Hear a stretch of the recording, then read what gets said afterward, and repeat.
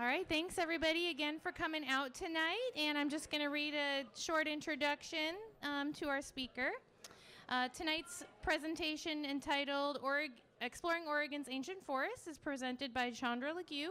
This presentation will explain Oregon's ancient forests from dripping coastal forests of giant Douglas firs, high desert groves of massive ponderosa pines, and lush mixed conifer forests surrounding jagged Cascade Peaks, and why they are vital to our state's future for clean water, climate change, wildlife, recreation, and so much more. Chandra is a Western Oregon field coordinator for Oregon Wild, and she just published the guide, Oregon Ancient Forest Hiking Guide, to help you get to know and love these incredible places. She will talk about some of the fundamentals of these forests, what makes them an ancient forest, what types exist in Oregon, where they are, who manages them, why so few still survive, and what threats they continue to face. She'll also highlight a variety of the hiking experiences found in the book, covering natural history, human history, flora and fauna, so you may come away with a better understanding of these complex ecosystems and their extraordinary value. Also, some trails in and around our watershed will be featured. Born and raised in southeastern Michigan, Chandra is proud to engage in work protecting and restoring the forests and wildlands of Oregon, her adopted home state. She earned a BS in biology from Carthage College in Wisconsin before moving to Oregon in 1999 to earn her master's degree in environmental studies at the University of Oregon. Eugene has been her home since. She currently serves on the board of directors of the Middle Fork Willamette Watershed Council, our neighbors, and has led dozens of hikes in the Eugene area for Oregon Wild supporters. Chandra has worked for Oregon Wild since 2003, promoting policies that protect and restore Oregon's forests.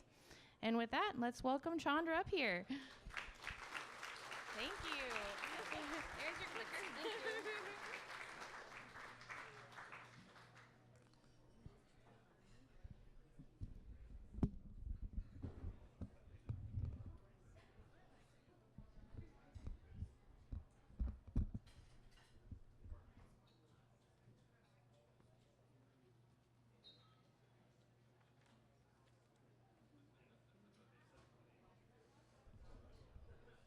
Okay, I'm going to try not to hold this. I hate holding things while I'm trying to talk. So, hi, everybody.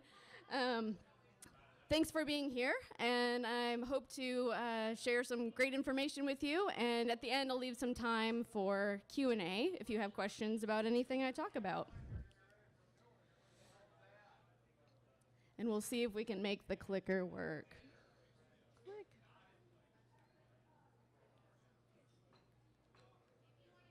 It's just very far away from the computer. That's the problem.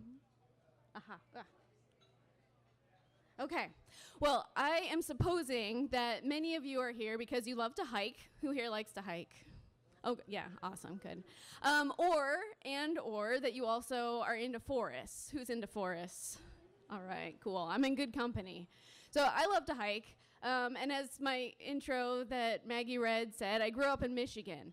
And my love of getting outdoors really started when I was quite young. I was a Girl Scout, and I got to go camping and hiking and spend a lot of outside just roaming around in my rural home. So that's where it kind of started. But when I moved to Oregon 20 years ago, my love for the outdoors really kicked into high gear because, as you all know, since you live here, this is just an amazing place if you love forests and you love hiking. So I feel like I hit the jackpot by moving across the country. So I love hiking for lots of reasons, and you might too. I do love getting up to high vantage points and getting views of the Cascade summits. I also love hiking to waterfalls and along streams for the fresh air and the beauty of those things. I love meadows filled with pollinators and wildflowers and open space. But I really especially love hiking in forests. So I feel really, really lucky that part of my job with Oregon Wild is taking people out on hikes to some of my favorite places. So over the last dozen or so years, as I've worked for Oregon Wild, I've been able to take folks out about once a month to some of the places within a couple hours of Eugene and share my passion for the outdoors and for our forests. And I feel really, really lucky that I get to do that.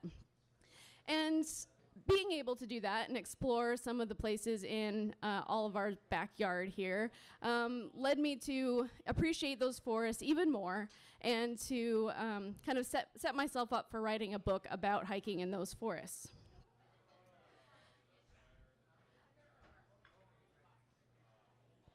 So I've had, there's a lot of other things that I've drawn on for writing this book. I've worked for Oregon Wild for 16 years.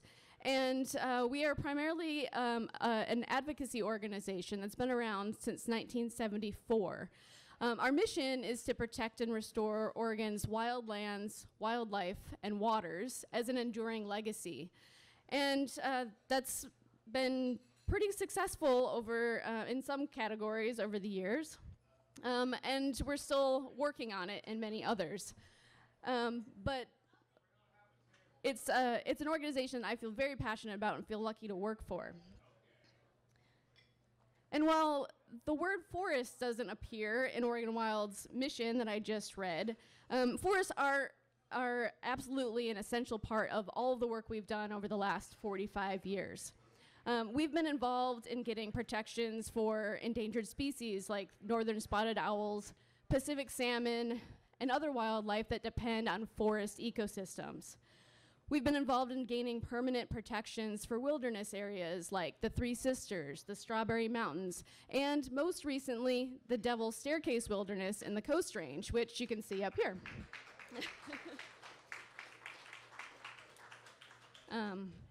Devil's Staircase Wilderness, for those of you who don't know, is the last large block of ancient forests that have left in the Oregon Coast Range that has never been logged. It's about 26 to 30,000 acres of pristine ancient forests with only one road that goes through the middle, and that's going to be decommissioned now that it's a wilderness area. There are no trails, so you won't find it in my book. But it's absolutely spectacular, and one of the places in Oregon that I would say feels most like wilderness that we can wrap our heads around, if we can wrap our heads around what that might feel like.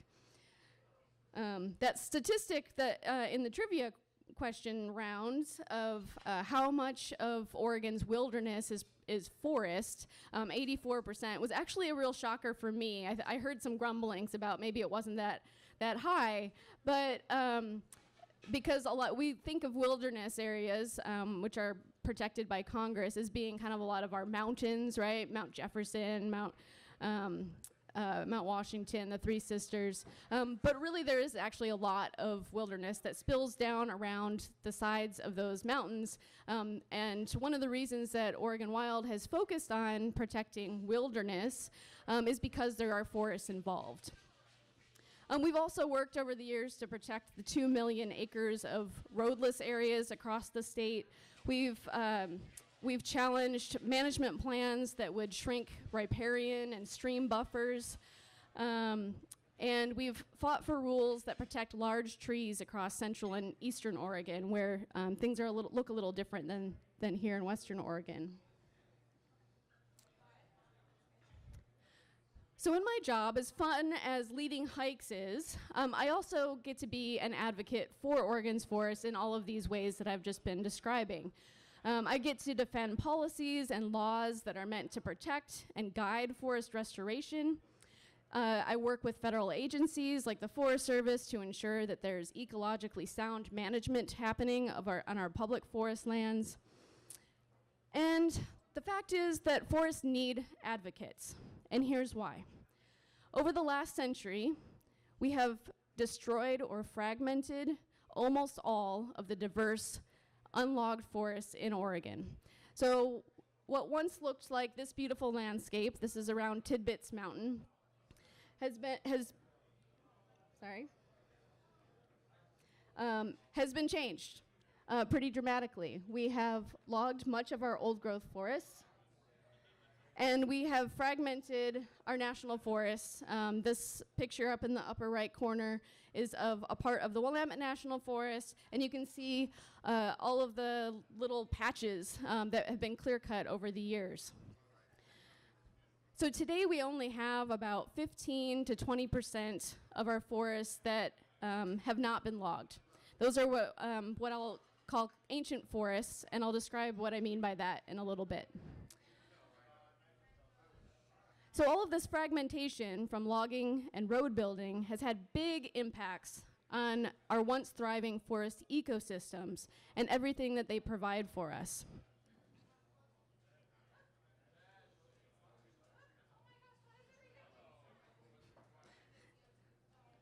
Okay. So in Western Oregon, those scenes I just showed look pretty familiar probably. In Eastern Oregon, we've also built a lot of roads and done a lot of logging, but it looks a little bit different.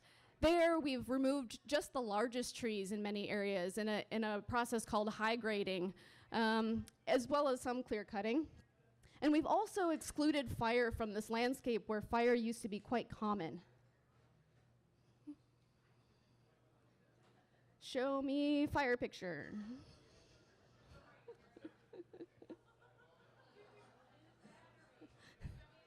Yes.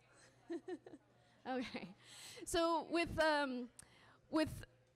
because we've suppressed fires in in the ponderosa pine, especially forests in Eastern Oregon, small trees have grown in and are kind of crowding out and competing for resources with the big ponderosa pines that would have been standing more alone in many circumstances. We've also added an invasive species called the cow to many of these Eastern Oregon landscapes, which has also altered vegetations and the way that the forests grow. So the fragmentation and the changes to the forests in Eastern Oregon look a little bit different than what we're used to over here.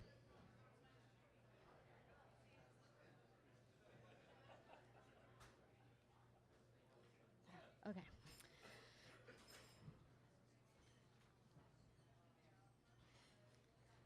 So I'm going to read just a short passage from my book that I hope illustrates some of the issues that we're getting at and why this whole thing is so important.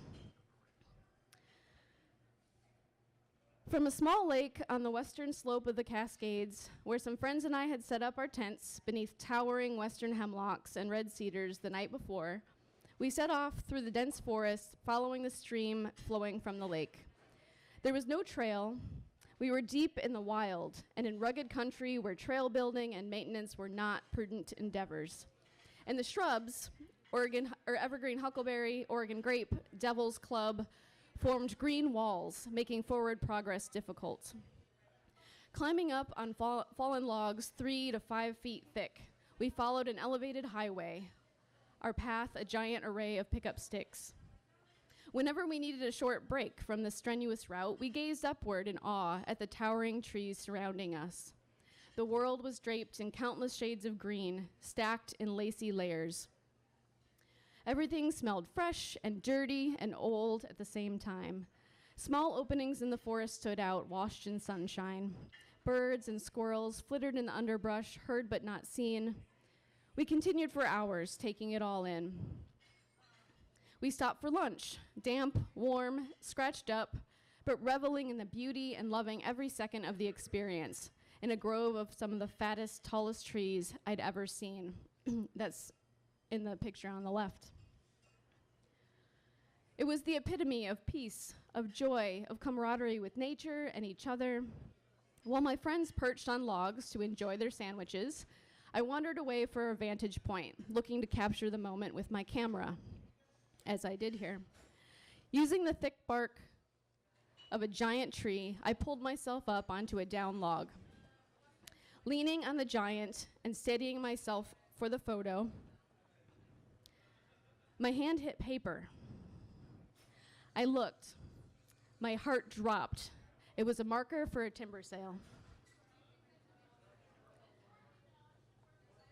The sign that I encountered that afternoon in the magnificent ancient forest grove was fortunately also ancient. The imminent threat to that grove, very real 15 years earlier, had been neutralized thanks to the persistent and adamant actions of citizens who also valued that special place. As federal land managers prepared to build a road and rev up the chainsaws in that grove, forest advocates ensured that it was instead protected as the Opal Creek Wilderness.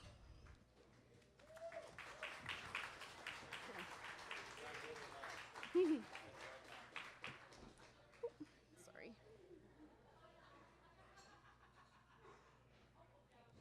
Oops. That worked. Now it decided to work. Sorry, the wrong way.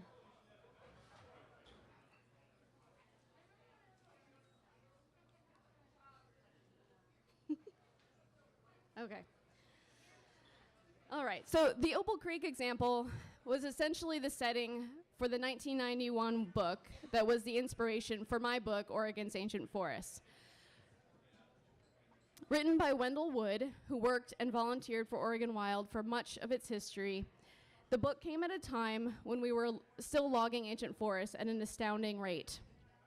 Now, Wendell was a phenomenal naturalist and a fierce advocate for forests, the Klamath River Basin, and other wild places. He saw the potential in a hiking guide that would inspire people to visit our last remaining ancient forests and inspire them to get involved in the efforts to protect them. Now, nearly 30 years later, groups like Oregon Wild are still fighting some of the battles that Wendell was.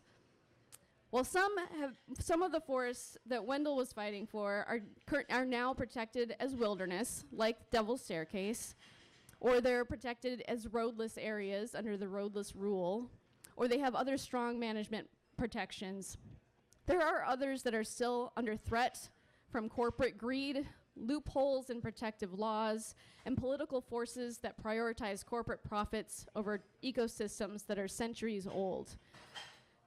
So I felt that in the wake of advocates like Wendell, that a book for a new generation of Oregonians and forest lovers was still very relevant. And so I'm glad to be able to present that new book to you now. Okay. All right, well, first I'm going to back up a sec and talk about this term ancient forest that is in the title of the book and that I'm going to keep using. I know a lot of us are probably familiar with the term old growth, but I don't really like to use that term, and I'm broadening the definition for the purposes of this book, because I feel like it makes people think of just old trees. And so I know that many of you were stumped by the question earlier about what defines an ancient forest, and for the first one seemed pretty obvious. It's filled with big old trees. Well, big old trees are part of it, but it goes beyond that. I know that I don't like to be just defined by my age. I don't know about you. So I think that expanding the definition beyond just old trees is really important. So the way that I define ancient forests is a forest that has grown and developed naturally over a long period of time without much human interference. It's pretty simple and pretty broad. But it means that it encompasses a lot of what we would think about as old growth. And in Western Oregon, there's a fairly well-recognized definition of an old growth forest that says that there's big old trees, as you can see in this picture. There's also a multi-layered canopy with lots of different tree species. There's also going to be standing dead trees, or snags, and a lot of downwood when those snags fall over onto the ground. So those are some of the structural components, that was the answer to the trivia question, that define a lot of Western Oregon's old growth forests. But when we're talking about ancient forests that have grown and developed without much human interference, that also brings in forests that have burned but are regrowing naturally, that weren't logged after that fire. And so that means that most of the trees might be young and that the canopy is dominated by dead trees. But that still fits that definition of ancient forests.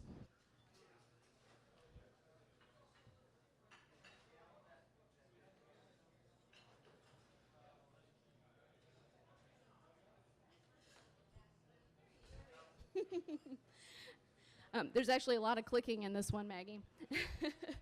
So that's what an ancient forest might look like in Western Oregon. But there are a lot of different forest types across Oregon. And I know that this picture might be a little fuzzy, but the different colors essentially correspond with different primary forest types. So there's some small ones that are just in small pockets, like quaking aspen. It gets its own forest type, and it's just an area that's dominated by quaking aspen. But then the yellow on this map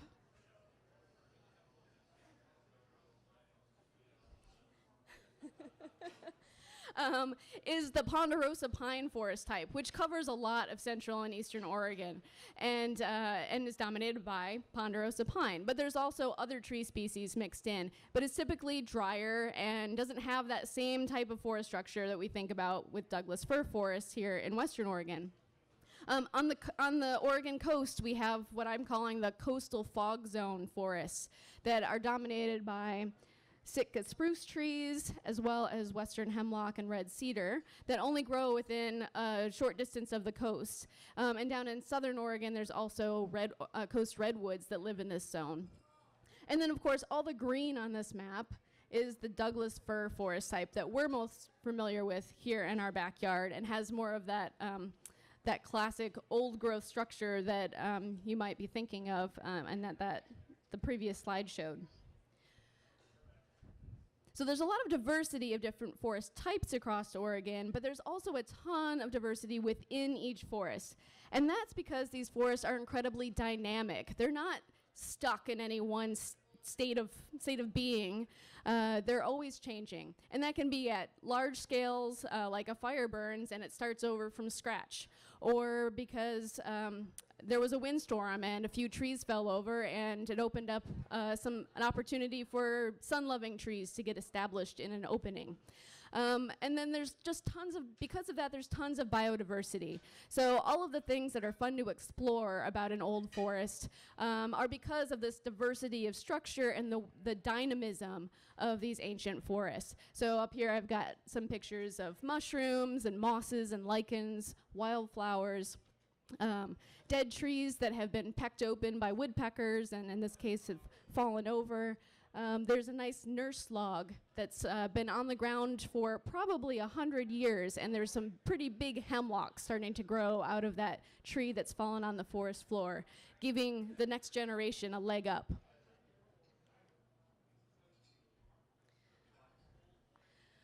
So all of this diversity and structure and big trees and diversity of trees are important for other functions of the forest ecosystem as well. And one of the most important is water. Water, of course, is vitally important to all of us, to the fish that we find so important, and for groups like watershed councils, we're working on ensuring that our streams are healthy and that we can give back and help restore some of our streams. But it's really the ancient forests that are nature's workers. So if we don't have to be the human restorers, our forests can do that job for us.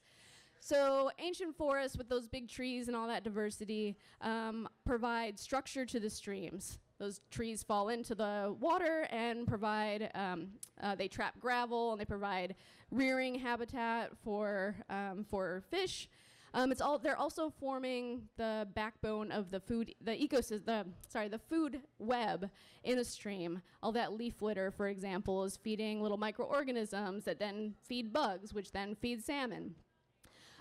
Forest canopies are also shading and cooling streams, which is really important for salmon.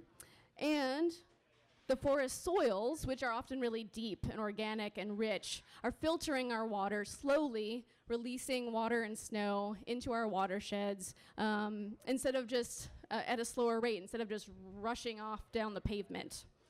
So forests can be sort of a sponge and provide some of these great things that then our municipalities, the city doesn't have to invest in really expensive water filtration if the forest is helping to do the job of purifying our water for us.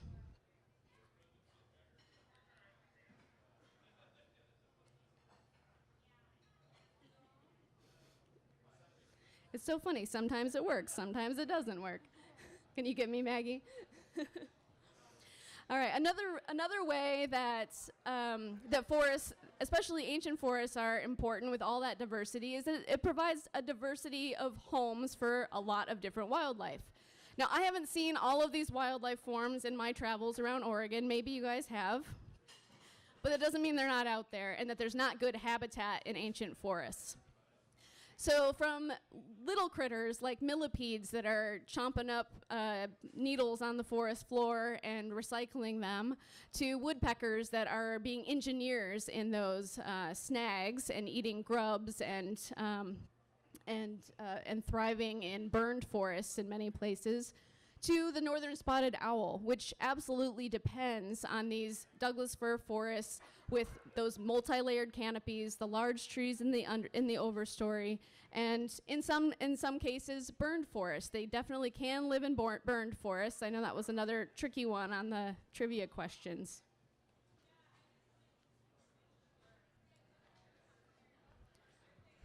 We've been hearing a lot in the news lately about climate change with the UN meeting, and also about the Amazon forests and how those are burning and being converted. That's been going on for a long time. But I think another important thing that everyone needs to realize is that Oregon's forests play an absolutely vital role in mitigating climate change, storing carbon for the future, as well as taking carbon dioxide out of the atmosphere.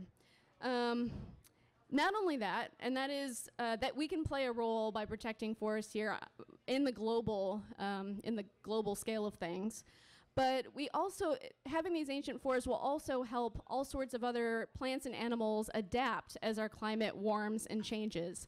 The cooler temperatures, the biodiversity that is included in ancient forests means that they're refuges for songbirds, for insects, for critters that maybe can't move as quickly as others, I guess, that migrate. And all this forest structure and cooler temperatures will be vital as everything kind of changes. All right. So I've talked a lot about why these forests are important, and also that there aren't very many of them left. And yet, somehow I wrote a book with hikes in old forests all across Oregon. So I'm going to talk a little bit about where they are. So this map shows really generally where our public forests are in Oregon. And I'm focusing on that because that's pretty much where most of our ancient forests are, the areas that haven't been logged, that have grown and developed naturally for a long time. So in this map, there's green, which is our national forest managed by the Forest Service. And I don't have all the different layers on here because that would make for a very busy map. But in our national forest, there's different layers of protection for forests. So one of those is wilderness, which I already talked a little bit about. Congress can designate wilderness, and it means that it's permanently protected from logging and road building and other development. And we have about 4 million acres of wilderness, actually no, 2.5 million acres of wilderness in Oregon. But there's all other layers as well. Some of those are management policies, like the Northwest Forest Plan here in Western Oregon, that protects some of our last ancient forests, but not all of it. There's also a designation that comes from Congress called Wild and Scenic Rivers. And wild and scenic rivers basically designate wild and scenic rivers to be protected and not developed. They can't have dams. In some cases, there can't be mining on them. Often they have roads or trails nearby, but it means that the forest on either side of a designated wild and scenic river is also protected from most logging and development. So one of the tiebreaker questions was about wild and scenic rivers, and the system of rivers in Oregon protects about 500,000 acres of forests. So they're an important designation for our forests. There's also, we have national monuments and national parks in Oregon. This map doesn't show the national monuments, but it shows Crater Lake National Park up there in brown.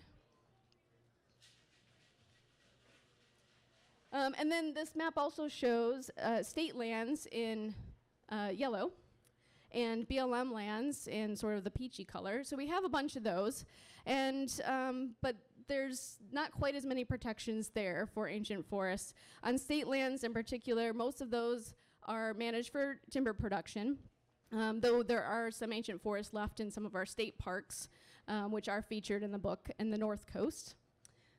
And then the Elliott State Forest has some ancient forests left, but it's not necessarily protected in any way.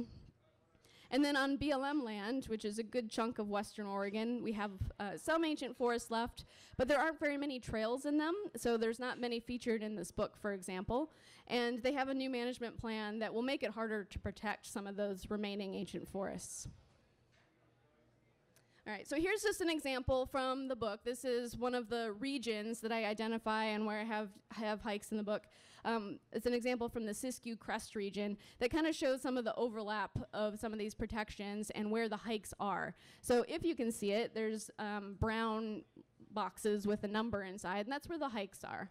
And in this example, there's one over here that is in the Oregon Caves National Monument, so that's a pretty good protection level.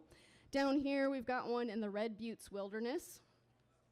Over here on the above the Applegate Reservoir, it's in a designated roadless area.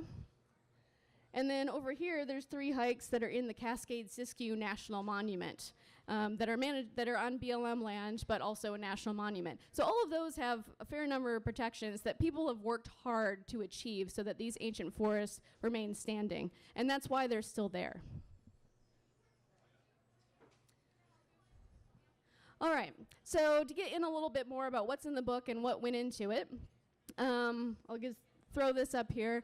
I had never written a book before. I've been working as a forest advocate for many years, and I go on a lot of hikes, but that doesn't mean that I've written up a bunch of hikes, and I didn't know how to write a book. So I definitely had a lot of guidance. Not only Wendell Wood's book that I had up there before, which was not only an inspiration, but also served as sort of an idea pile for where I might go to visit ancient forests across the state. But I also looked at other guidebooks that I've been using for many years, Bill Sullivan's books and many others, as well as other resources, plants identification, because in some parts of Oregon, I wasn't that familiar with the trees, for example.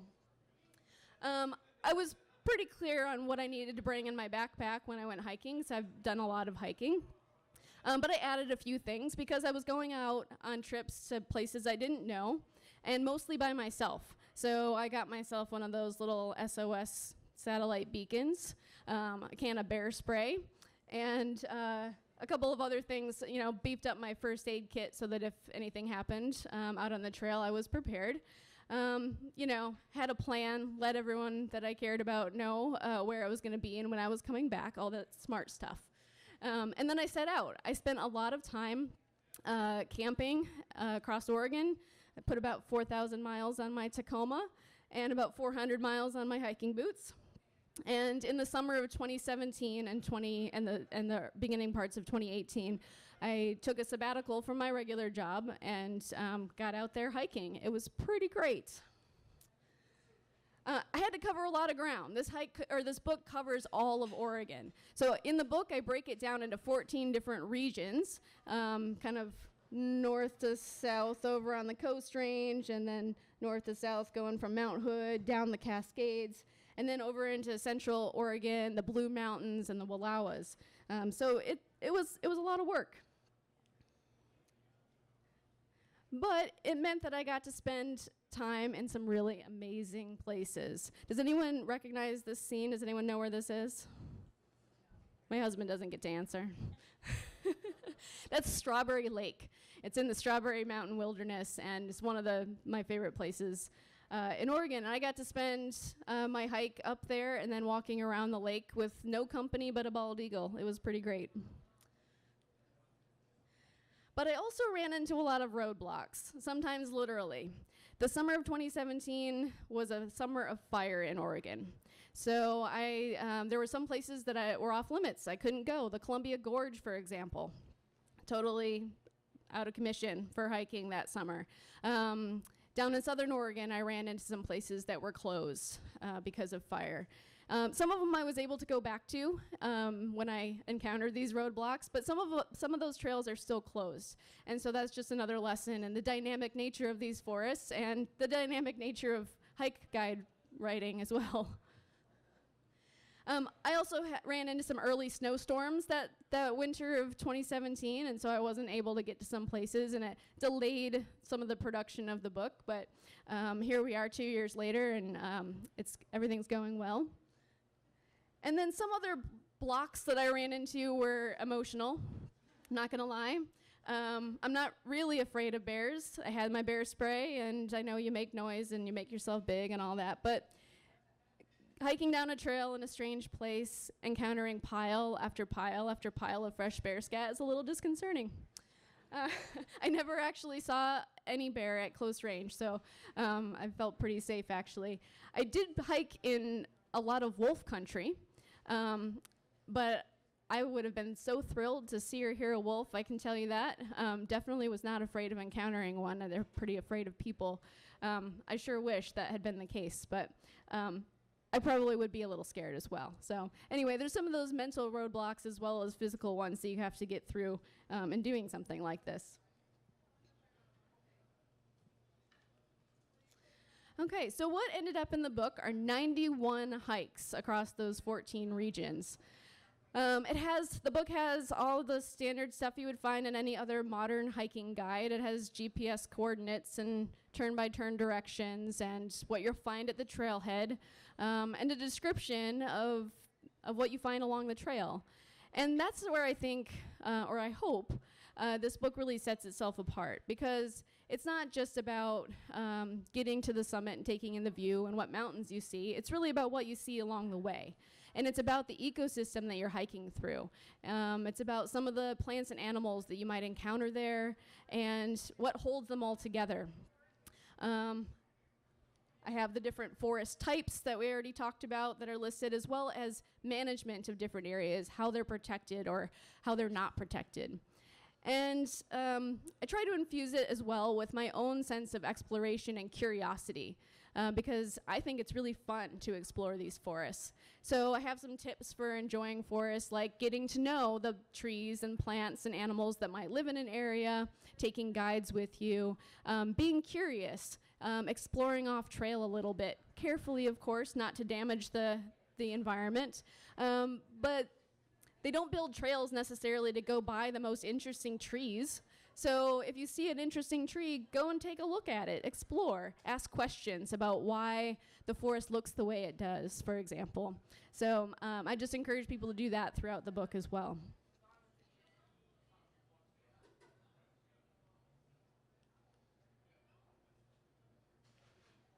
Okay. All right, so to get into a couple of my favorites, and this is going to be scattered kind of across the whole state. One of those is pretty close to here, and that's Mary's Peak. I just love Mary's Peak. You do get the summit views, of course, and wildflower meadows and things like that that are pretty great to find on any hike. But climbing up on from Connors Camp to do this loop, you just go through this amazing cathedral forest that I find pretty unique in the Coast Range. There's not very dense brush, and that is a little different. And then the other unique thing is that up towards the top of Mary's Peak, there's an old-growth noble fir forest. And that's only there because Mary's Peak is the highest peak in the Coast Range. And so when our environment was cooler and moister and there was more snow happening in this area, noble firs were a little bit more common. And as the climate warmed, they kind of receded, kind of up and up. And because this is the highest point, that's where it's now the only place in the Coast Range that they can live. They're more of a higher elevation, cold-loving tree. So they're really beautiful, and it's kind of a remnant up there on Mary's Peak. Hopefully they'll hang on as our climate continues to warm, but I would also say maybe go and see them soon. Unfortunately, this is one of the hikes that you have to drive through the beautiful industrial forest landscape and see what could have been if Mary's Peak weren't in a roadless area that the Siuslaw National Forest manages. All right, down in the coastal fog zone on the south coast, a lot of people don't realize that there are redwoods in Oregon. We all know and love the redwoods of Northern California, but it turns out that coast redwoods actually don't see the line on the map. So they do grow in Oregon in the Winchuck and the Chetco River drainages just over the border. And there's two short, lovely nature trails, the Redwood Nature Trail and Oregon Redwoods Trail. They're only about a mile long, but you get a taste of these beautiful forests, these giant trees, without having to go to California. It's a win-win. I really don't have anything against California, sorry. Also down in that area, but further inland, is in the Cascade-Siskiyou National Monument is this lovely place called Grizzly Peak. Grizzly Peak has a lot of diversity. This photo shows the burned area. It burned about 20 years ago. But on the way there, you hike through a really beautiful mid-elevation mixed conifer forest. And there's a whole bunch of little meadows along the way with a spectacular wildflower display. And the time I was there, more butterflies than you could shake your fist at. It's just stunning. The Cascade-Siskiyou National Monument is the only national monument in the country that was designated for its biodiversity. So this area fits right into that. It's got a lot of different insect and other pollinator species, wildflowers, and a huge diversity of trees. When you get up to this sort of summit area in the burn, it's a great opportunity to see an area recovering naturally from a fire. So you can even see in this picture that there's some young trees coming up. There's a whole lot of shrubs. There's elderberries in bloom in this photo. And you can just kind of think about how this forest is still alive and not just, completely destroyed by fire, which a lot of people sometimes think. All right, moving into the Cascades, the section of the book that has the most hikes is the Upper Willamette and Mackenzie River section. And it's our backyard, so we all probably recognize that there's a lot of great trails in the Willamette National Forest. So from the Upper Mackenzie, where there are 3 hikes that are featured in the book up in that general area, absolute favorite of mine. I do not send people to Blue Pool because you all hopefully know that it's completely overrun. But it's really beautiful. But there's other sections of the Mackenzie River Trail that are stunning, have ancient forests, and one of the hikes goes to the source of the Mackenzie at Clear Lake, to the spring there that's feeding the whole watershed.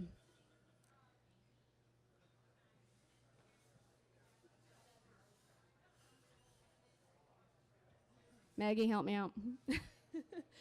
Okay, in the Coast Fork watershed, there are 2 hikes, and that I include in the book. There are, of course, lots more hikes in the Coast Fork watershed, but the 2 that I include are Bryce Creek and Fairview Creek. How many of you have ever been to Fairview Creek? Yeah, a handful. It's not very well known. It's actually in a fairly large roadless area and managed as such by the Umpqua National Forest. So it has some protections. And it's just a lovely, flattish hike along a creek. And so I would definitely recommend it, though I haven't been since May, and it had a lot of snow down in May, so I'm not sure if it's been cleaned up. Bryce Creek has reopened, as probably a lot of you know. Also suffered a lot of damage this year. So again, all the information in this book and any other hiking guide is subject to change. Definitely didn't plan on some of the trails being closed because of big storms. So anyway, I would definitely recommend checking out Fairview Creek if you haven't been there.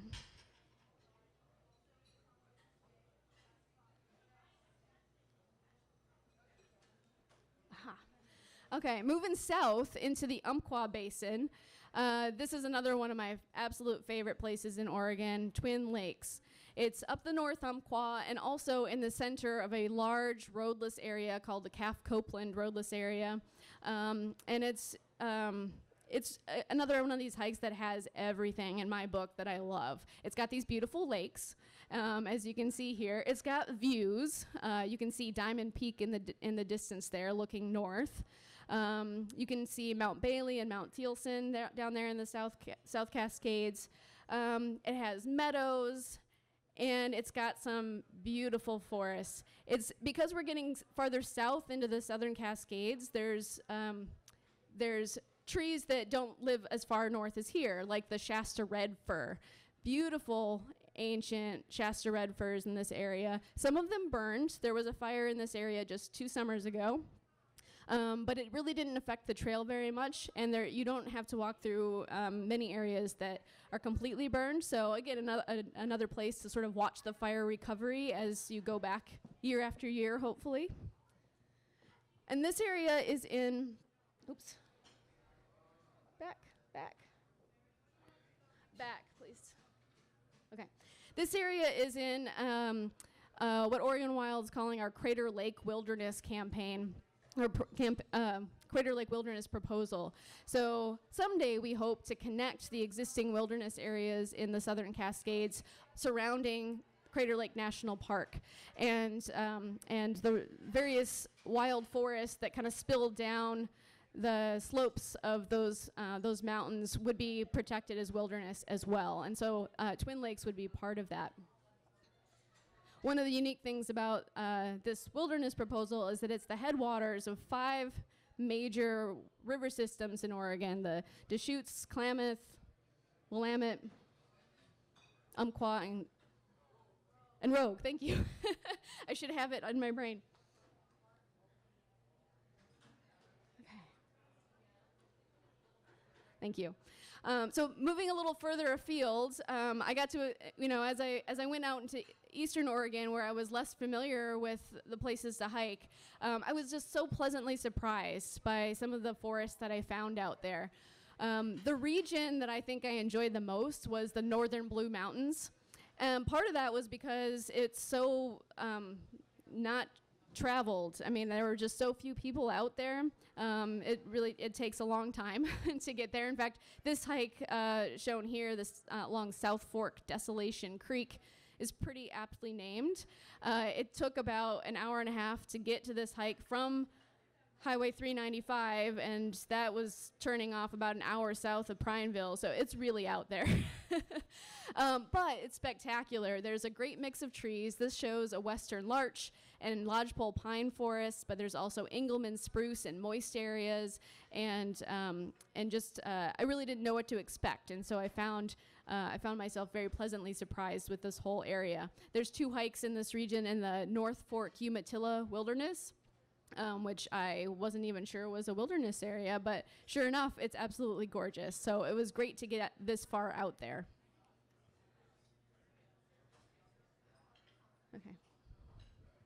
Okay, and one more.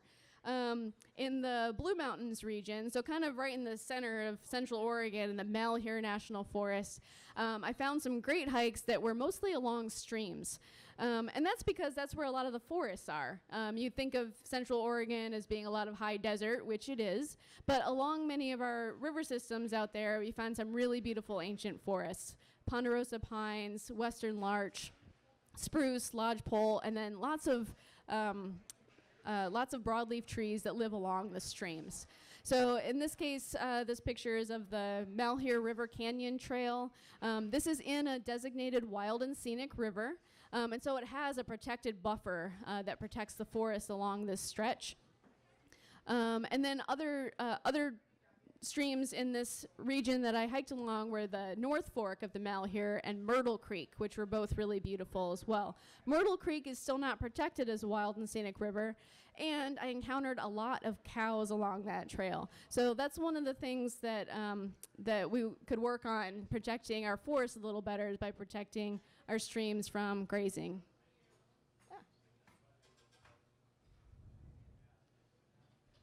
Okay, sorry, hit it one more time. Thank you. Okay, so if we're going to be able to enjoy all of these hikes for many years to come, we do need to protect the remaining ancient forests that we have. So I've talked a lot about the protections that are out there, but there are still a lot of these intact ancient forests in Oregon that don't have those protections. So I try to draw attention to those in the book, and the work that Oregon Wild does to ensure that they are protected in the future is just going to be vital if they are to remain. The other thing that we need to do,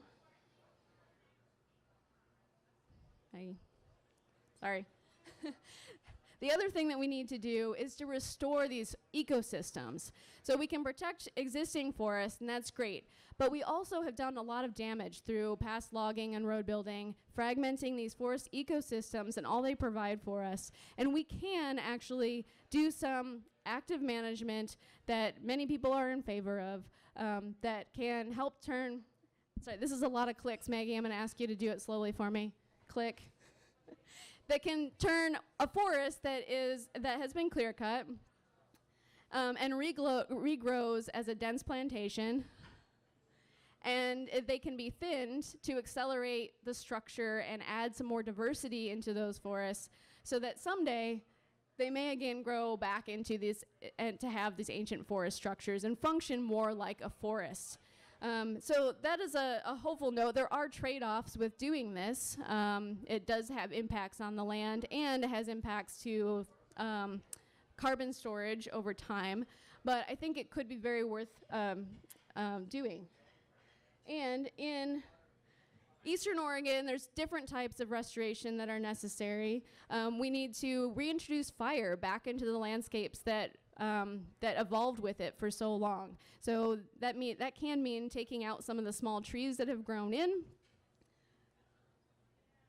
which has led, and with fire suppression, we've led to a lot of, it's led to a lot of buildup of duff around large trees, which if fire was reintroduced, could kill those trees. And so there's some work that needs to be done before fire can be reintroduced. But prescribed fire and allowing natural fires to burn can be a low-cost way of restoring Eastern Oregon forests, so that we have these landscapes into the future. Okay, one more. Okay, and that is all. Thank you.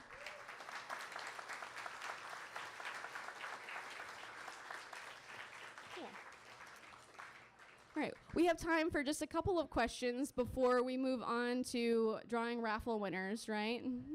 All right, anybody have a question? Excellent, okay, good.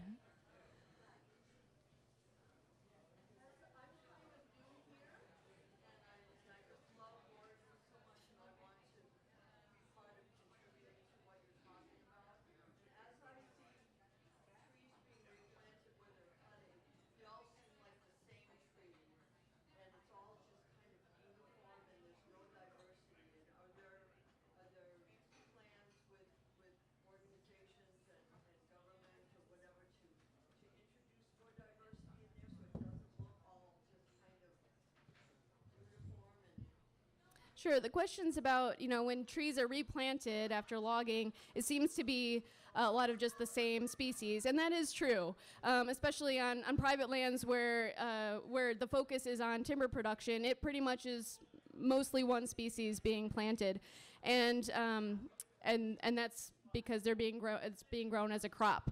On public lands, there is more of an effort to introduce diverse tree species into the forest, because the goal for many public lands managers is to restore habitat and ecosystems, and the goal isn't to produce timber as much as on private land. So it kind of depends on what the purposes of the forest are, but people are thinking about that in some places. It kind of depends.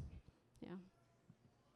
I'd like to point out that a lot of plantations are a single species, even age, but that's how Douglas fir grows, is even age without diversity with other species. That's a lot of what was logged off was even age Douglas fir, and the plantations that have gone in have been even age Douglas fir. So there is a good opportunity to recreate whatever conditions you want by doing that. Sure, yeah, Douglas fir grows just fine by itself, but having some diversity in the forest makes it more resilient to all sorts of things, and better habitat. Sorry, there's a fly.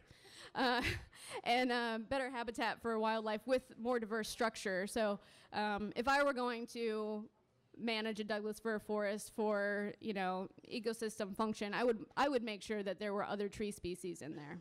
Even though there weren't other tree species in the original stand? I think it totally depends, and each place is going to be unique. So I think it's hard to generalize that Douglas fir grew as a monoculture before we logged it. I don't know that that's true everywhere.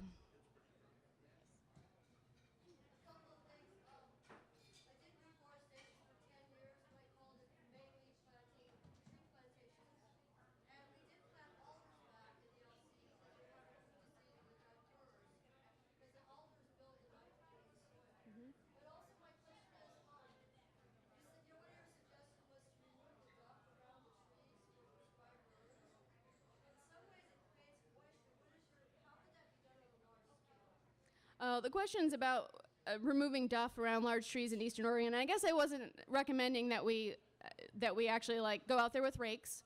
That's not feasible. But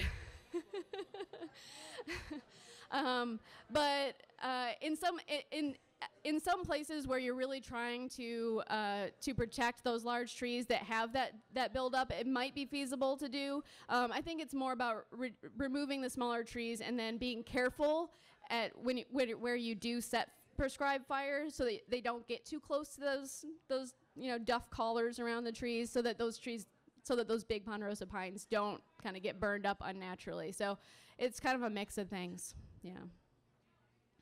Yes. Hi, thank you so much for being here today. It's so amazing to hear about your experience writing this book. You talked a little bit about the protections for wild and scenic rivers and how that extends to forests surrounding the rivers. I'm curious how those laws come into play for those forest regions when we talk about like the pipeline, the LNG pipeline going under the Rogue River, and how we protect those ancient forests around the Rogue River from such development. Okay, so the question's about protections under the Wild and Scenic Rivers Act, and how we can protect rivers in the cases of things like the Jordan Cove LNG pipeline, for example, that goes under the Rogue River and many other rivers. That pipeline plan does not impact the Wild and Scenic River. It's just not in the Wild and Scenic River corridor, so it doesn't extend there. Parts of the Rogue River are wild and scenic, but not all of it. So wild and scenic protections are great, and they're actually, probably we'll all hear more soon, that Senator Wyden is going to be proposing more wild and scenic rivers for Oregon, which can help protect forests.